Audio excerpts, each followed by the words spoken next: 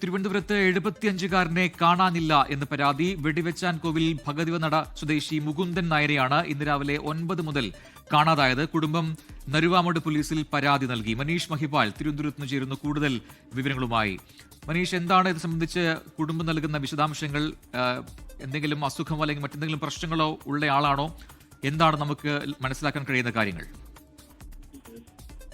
പ്രജിൻ വാർദ്ധക്യ സഹജമായ അസുഖങ്ങളുള്ള ആളാണ്. കുടുംബ നിലവിൽ നരുവാമൂട് പോലീസിൽ പരാതി നൽകിയിട്ടുണ്ട്. അദ്ദേഹം നേരത്തെ തിരുവനന്തപുരം സ്റ്റാച്യൂവിൽ ഒരു കട നടത്തിവന്ന ആളാണ്. നിലവിൽ ഇന്ന് രാവിലെയാണ് അദ്ദേഹത്തിന്റെ തിരുവനന്തപുരം വെടിവെച്ചാൻ കോവിൽ ഭഗവതി നടയിലെ അദ്ദേഹത്തിന്റെ വീട്ടിൽ ഇന്ന് രാവിലെ നെയ്യാറ്റിൻകരയിലെ നിംസ് എന്ന സ്വകാര്യ ആശുപത്രിയിലേക്ക് പോവുകയായിരുന്നു അദ്ദേഹം. അങ്ങോട്ടേക്ക് അദ്ദേഹം പോകുന്നത് കണ്ടവരുമുണ്ട് ബസ്സിലൊക്കെ. പക്ഷെ പിന്നീട് അദ്ദേഹം ഈ ആശുപത്രിയിലേക്ക് എത്തിയിട്ടില്ല.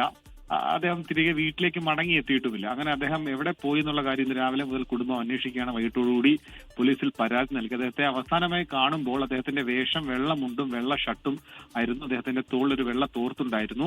ഒപ്പം തന്നെ അദ്ദേഹത്തിന്റെ കാലിൽ നേരത്തെ ശസ്ത്രക്രിയ നടത്തിയതിന്റെ ഒരു പാടുണ്ട്.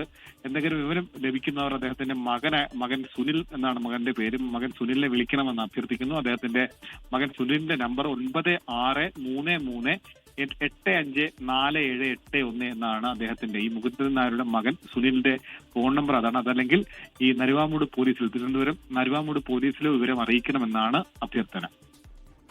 ശരി, മനീഷ് മഹിപാലാണ് തിരുവനന്തപുരത്ത് വിശദാംശങ്ങൾ നൽകിയത്.